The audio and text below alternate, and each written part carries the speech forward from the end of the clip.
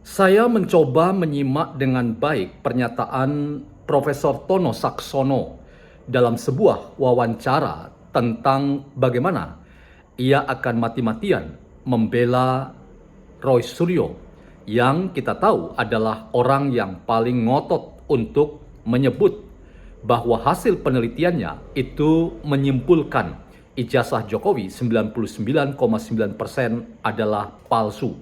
Bahkan pasca gelar perkara khusus yang difasilitasi oleh Polda Metro Jaya dan diberi akses untuk melihat langsung barang bukti utama atau primary evidence yang dimiliki oleh Pak Jokowi, yaitu ijazah S1 Pak Jokowi dan ijazah SMA Pak Jokowi. Ternyata hasil akhirnya tetap tidak membuat kubu Roy Suryo dan Roy Suryo sendiri menjadi mafhum. Bahkan mereka semakin kencang menyebut bahwa pasca gelar perkara khusus mereka tetap yakin bahwa ijazah Jokowi adalah palsu. Dan tidak main-main, mereka sekarang mengubah bukan hanya 99,9% palsu, tetapi 100% palsu. Nah teman-teman, terkait dengan Profesor Tono Saksono, saya ingin membincang dalam konteks diskusi kita kali ini. Dan saya hampir sulit memahami rasionalitas dari seorang yang menyebut diri sebagai pakar dalam bidang digital atau dalam bidang forensik atau dalam bidang IT. Karena saya justru tidak menemukan ia menjadi orang yang netral, objektif, tetapi sudah diselimuti lagi-lagi dengan hal yang lain yang bukan terkait dengan ilmu pengetahuan, tetapi ia sudah diselimuti dengan politik busuk yang saya berulang-ulang katakan, politik busuk itu adalah politik penuh dendam, fitnah, dan kebencian. Apakah kita bisa juga mengkategorikan Profesor Tono Saksono ini sebagai bagian deretan para guru besar yang kerjanya nyinyir dan kehilangan kewarasan dalam hal kepentingan politik terlalu besar membuat ia akhirnya buta hati dan buta mata, dan bahkan sudah tidak lagi mau berada dalam semangat yang sama, yaitu mencari kebenaran yang sejati, tetapi ia hanya mengumbar syahwat bahwa ia seperti Roy Suryo, yaitu mencari pembenaran dari posisinya yang katanya adalah seorang pakar. Teman-teman, mari kita bincang hal ini dan pastikan bahwa kita menjadi orang yang selalu melihat potensi yang ada di dalam gerak hidup sosial politik kita. Itu adalah bagian dari cara kita untuk menjaga jarak dari kepentingan-kepentingan politik yang penuh dengan balutan yang kadang-kadang bukan untuk kemaslahatan orang banyak, tetapi politik yang penuh dengan kebencian terhadap pihak lain. Kalau sudah seperti itu, pakar sekalipun yang bergelar profesor, ia tak ubahnya menjadi orang yang mengkhianati kepakarannya. Pengkhianatan kaum intelektual, mungkin kita bisa sebut deretan profesor, termasuk Tono Saksono, dan saya sudah katakan dalam channel saya, mungkin orang-orang seperti Ikrar Nusabakti dan juga Amin Rais adalah bagian dari para profesor yang harusnya selesai dengan dirinya, tetapi ternyata kita hanya melihat mereka sedang mengumbar syahwat dendam terhadap pihak lain. Teman-teman, mari kita bincang hal ini. Selamat datang dalam channel YouTuber NKRI atau Simon John Official atau Meragukan Filsafat, sebuah channel yang secara sadar dibangun untuk turut mengedukasi ruang publik virtual Indonesia dengan menawarkan alternatif berpikir dari lensa pemikiran filsafat untuk membaca fenomena sosial, politik, kebudayaan dalam konteks Indonesia kontemporer tanpa berpretensi untuk menggiring opini kita mempercayai pandangan-pandangan dalam channel ini. Sekali lagi terima kasih dari kami YouTuber NKRI. Jangan lupa like, comment, subscribe, atau share video kalau itu bermanfaat. Dan pastikan Anda semua bersama gerakan masif yang semakin besar untuk menjaga kewarasan sosial. Dan mari kita lawan penggunaan narasi politik yang penuh dendam, cacian, makian, fitnah, dan kebencian. Karena itu adalah pengkhianatan terbesar dalam rangka kita menyehatkan demokrasi kita. Nah, teman-teman, sekali lagi mari kita nonton potongan video pendek wawancara yang menghadirkan Profesor Tono Saksono yang siap bela mati-matian Roy Suryo. Kok pakar sampai merendahkan diri dengan masuk dalam kubangan politik penuh dendam Roy Suryo? Anda waraskah, Prof? Atau Anda sebetulnya menjadi orang yang pada akhirnya sekalipun mencapai jabatan fungsional guru besar, Anda sebetulnya bukan orang yang sudah selesai dengan dirinya. Anda ingin cari panggung, tapi rupanya usia Anda tidak mendukung hal itu. Malu pada orang-orang yang lebih muda yang justru mampu mengendalikan diri. Kita nonton. Nah, teman-teman, ini channel di video short yang saya temukan. Foto Pak Jokowi ganteng sekali dan saya sama sekali tidak meragukan ini adalah foto Pak Jokowi.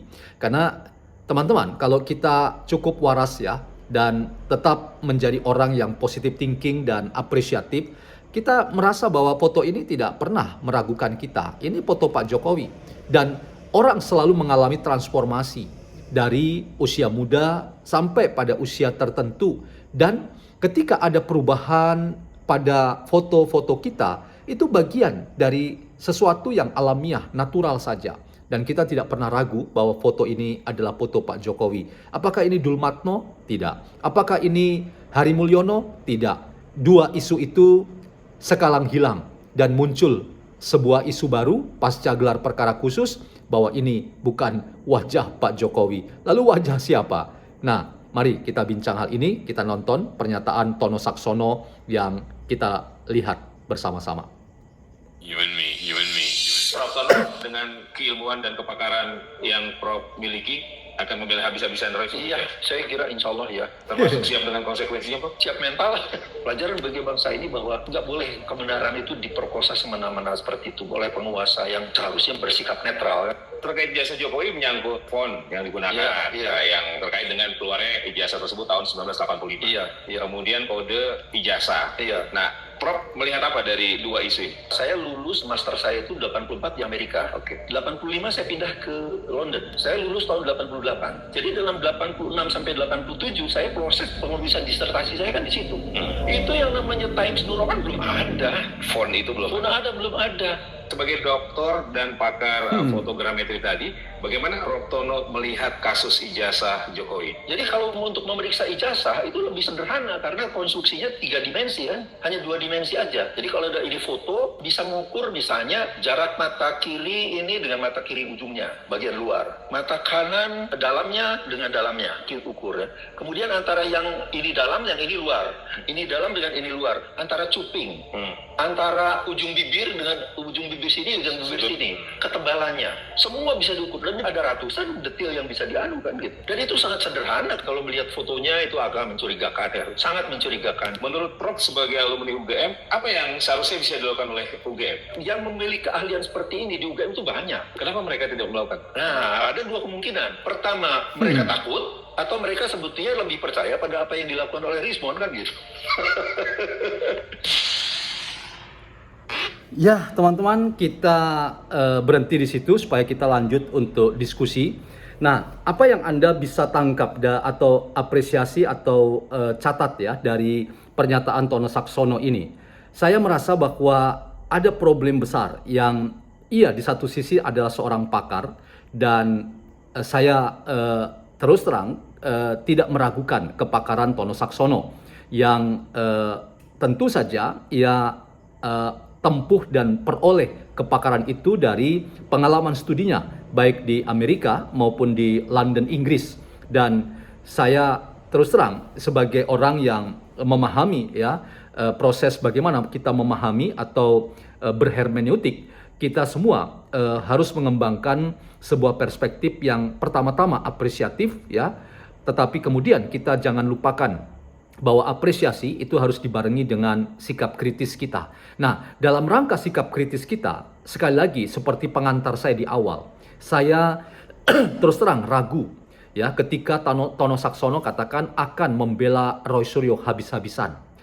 Saya menemukan ada masalah besar ketika disebut membela Roy Suryo habis-habisan. Ini adalah pernyataan yang menurut saya pernyataan orang-orang yang sebetulnya tidak bisa kita sebut orang yang pasti ia berpendidikan, berilmu pengetahuan. Orang yang punya kompetensi dalam bidang ilmu pengetahuan tertentu, ia pasti akan bisa memahami bahwa kepakarannya itu adalah kepakaran yang membuat ia selalu penuh dengan perspektif kehati-hatian. Dan ia selalu waspada bahwa apa yang ia nyatakan ya pada sesuatu pilihan-pilihan yang sadar, ia benar-benar pilih itu sebagai sebuah panggilan dari kepakaran atau kecakapan atau kompetensinya. Saya sekali lagi tidak ragu dengan kepakaran Tono Saksono, tetapi kalau ia tampil dengan pernyataan akan membela Roy Suryo habis-habisan, maka disitulah masalah terbesar dari Tono Saksono. Seorang yang menyebut diri pakar, ahli, punya pengalaman pendidikan yang sangat luar biasa dari berbagai macam negara yang ia dapatkan kesempatan itu, kita tentu saja acungkan jempol dan beri pernyataan respek dan hormat. Tetapi seorang ilmuwan tidak mungkin akan mengeluarkan pernyataan membela sesuatu habis-habisan. Mengapa? Karena hakikat ilmu itu adalah sesuatu yang tidak pernah ajak. Hanya Tuhan atau Allah Subhanahu wa Ta'ala yang ajak tetap. Tetapi kalau ia masih sebuah ilmu dan ilmu pengetahuan itu selalu punya dimensi ya antropologi pengetahuan, bahwa ilmu yang kita bangun sekalipun itu tentang kebenaran, tetapi tetap kebenaran itu berangkat dari perspektif kita sebagai manusia. Dan karena berangkat dari perspektif kita manusia, maka berkemungkinan salah. Jadi seorang ilmuwan itu sejatinya punya dua cara melihat ilmu pengetahuan. Pertama, ia memang punya keyakinan ontologis tentang sesuatu yang benar karena ia menempuh cara memahami dan mendapatkan pengetahuan dengan cara metode yang benar. Tetapi ia harus membarengi keyakinan ontologi itu dengan kerendahan hati epistemologis. Apa itu? Yaitu keyakinan dan kesadaran bahwa ilmu atau kebenaran yang saya dapatkan itu tetap berangkat dari sisi kemanusiaan saya, di mana saya bisa berkemungkinan salah dalam memahami, keliru dalam menyimpulkan, dan karena itu saya rendah hati di hadapan kebenaran yang jauh lebih besar, yang itu adalah kebenaran milik Tuhan atau milik Allah Subhanahu wa Ta'ala.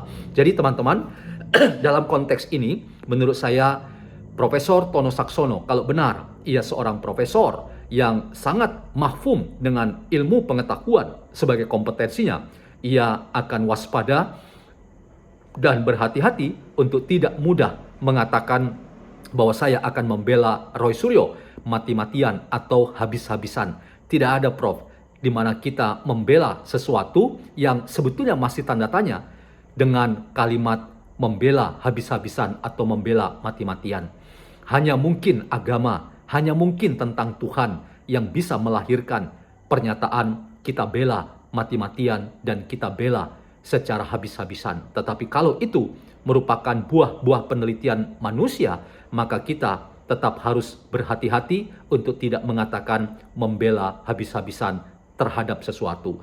Yang kedua, saya kira juga ada problem besar pada sosok Tono Saksono ketika ia mengatakan membela habis-habisan penelitian yang dibuat oleh Roy Suryo, khususnya pernyataan terakhir pasca gelar perkara khusus bahwa foto Jokowi itu meragukan atau patut diragukan. Ya, boleh saja.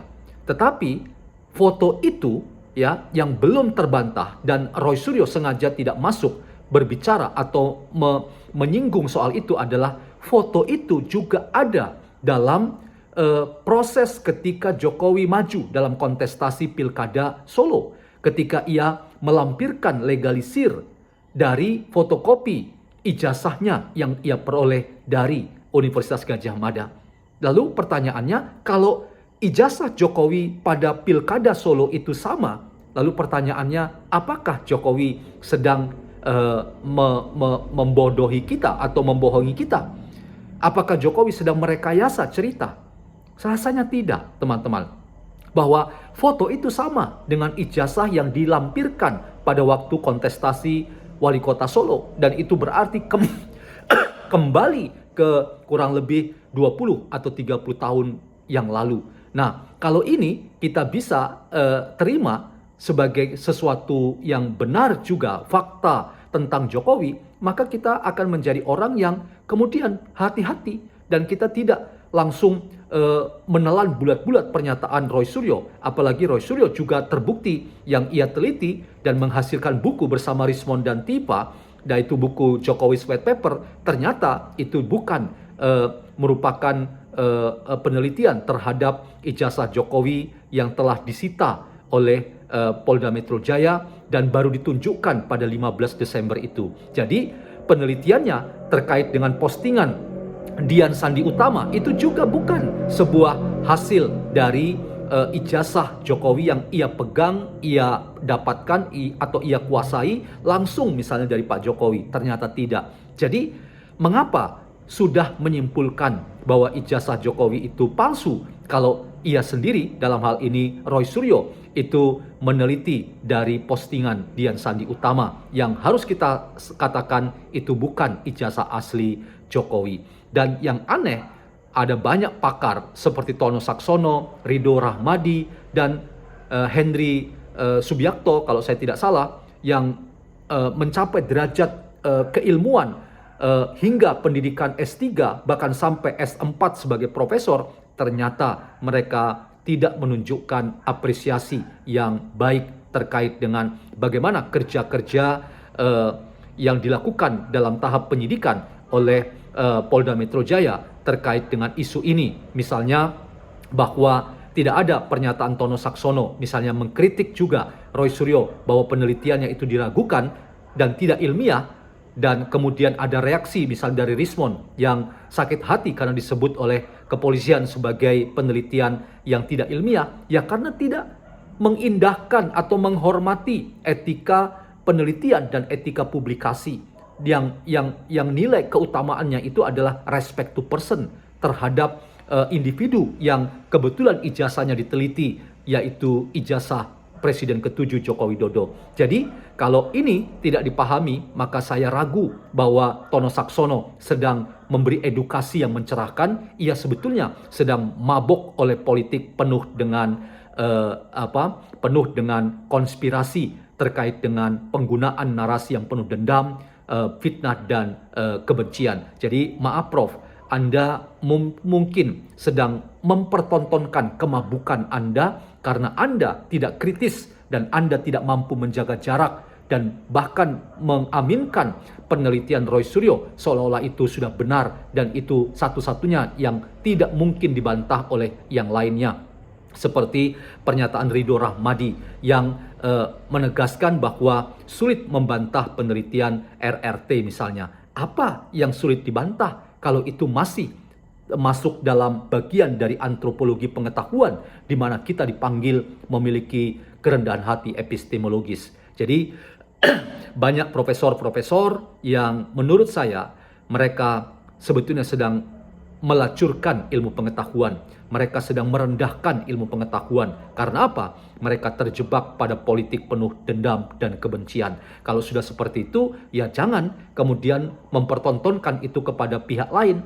Cukup kalau Anda memang ingin seperti itu, melacurkan ilmu pengetahuan, cukup untuk Anda saja. Tidak usah ajak orang lain dan kemudian seolah-olah apa yang Anda nyatakan akan membela Roy Suryo mati-matian itu sebagai sesuatu yang sudah benar dan mengindahkan etika penelitian, etika publikasi yang salah satu keutamaannya itu adalah respect to person. Jadi maaf Prof, saya tidak melihat bahwa Anda adalah orang yang harusnya selesai dengan dirinya. Anda harusnya bersikap netral, objektif dan berada di sisi apresiasi, ya, baik terhadap Roy Suryo yang Anda dukung, yang Anda bela, maupun juga kubu Pak Jokowi yang Anda juga harus apresiasi.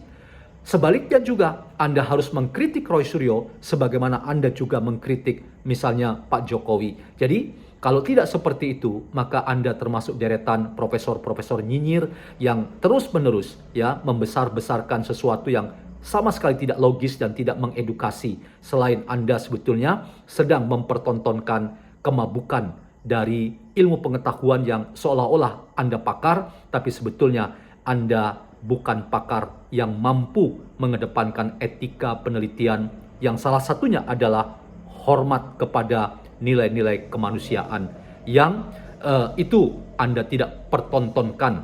Ketika itu berbicara dengan Jokowi, Anda bisa menjadi orang yang kemudian dianggap bagian dari mereka-mereka yang terus ya menjatuhkan martabat orang lain dengan berteriak-teriak, atau paling tidak kalau Anda mendiamkan, Anda bisa dianggap bagian dari orang-orang seperti Rizal Fadila yang meneriakkan pernyataan tangkap Jokowi, adili Jokowi, gantung Jokowi. Itukah penelitian yang ingin mencari kebenaran? Penelitian yang ingin mencari kebenaran itu sama dengan menghormati ya nilai-nilai kemanusiaan dan memuliakan kemanusiaan. Salam waras, salam YouTuber NKRI.